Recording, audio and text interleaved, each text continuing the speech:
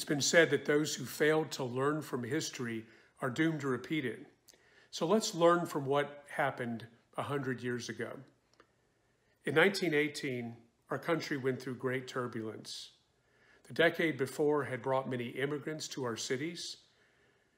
Many were Germans, there were Italians, there were Eastern Europeans. And then in 1917, our country entered World War I. Hundreds of thousands of farm boys and factory workers were put on troop transport ships and taken to the muddy trenches of Europe. And our previously isolated nation became engaged in international conflict. Then the Spanish flu hit in 3 horrible waves. My great aunt and uncle lost their first child in the first wave. And then in the third wave, their remaining 2 children died on the same day. It was a horrible, dreary time. Well, eventually, the flu exhausted itself, and the soldiers came home from the war, and there was a great yearning for normalcy. Normalcy, not just to be able to gather publicly without fear of infection, but a deep yearning for a simpler time in our country. There were 3 obvious ways that this happened. First of all, in the 1920s, there were laws to greatly restrict immigration. And secondly, there was an amendment to prohibit the sale of alcoholic beverages.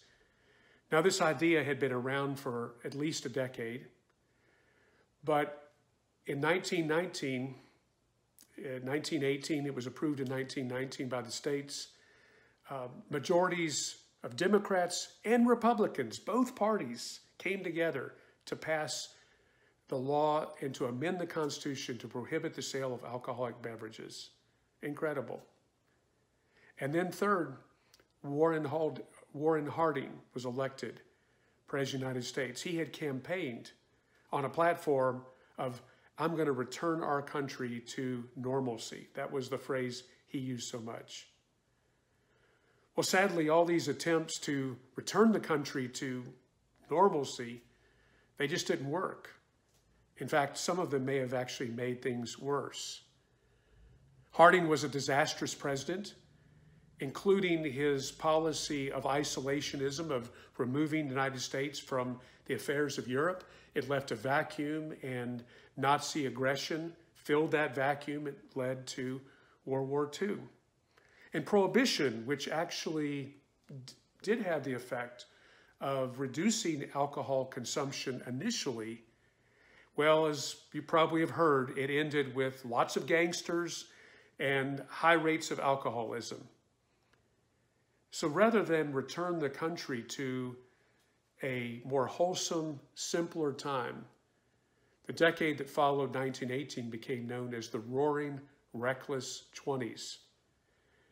Now, the point of going back 100 years is to remind ourselves that when the COVID pandemic and the economic decline, when those things end, we're not going to be able to reclaim normalcy no matter how much we want.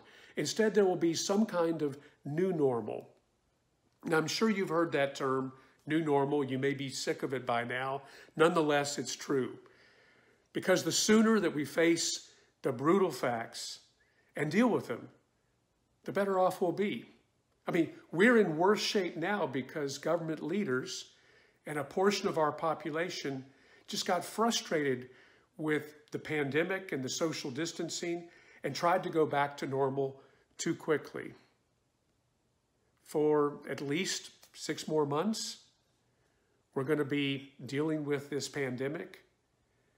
We will have to do virtual gatherings instead of many in-person gatherings. We'll be using Zoom. We'll be using live stream broadcast. And it's greatly frustrating to many of us.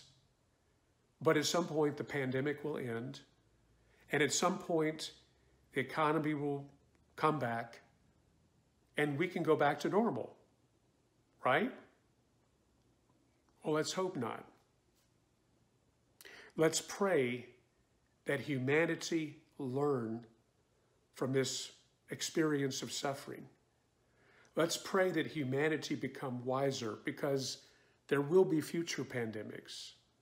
The world will continue to be interconnected, and viruses that mutate and move across the globe fast will become fairly common.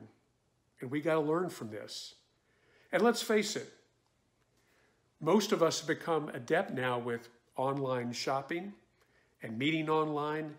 People are not just going to go back to doing things in person when they've discovered how much time you save, how much money you can save, how many more options you have when you do things through virtual connections. The digital revolution is here to stay. And there will be benefits, but there will also be grave dangers. So we who follow Jesus must adapt. We can't escape this new normal.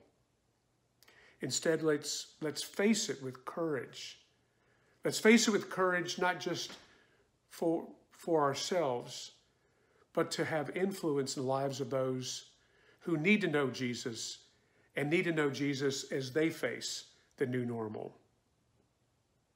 Paul said to Timothy, "For the Spirit God gave us does not make us timid, but gives us power and love and self-discipline."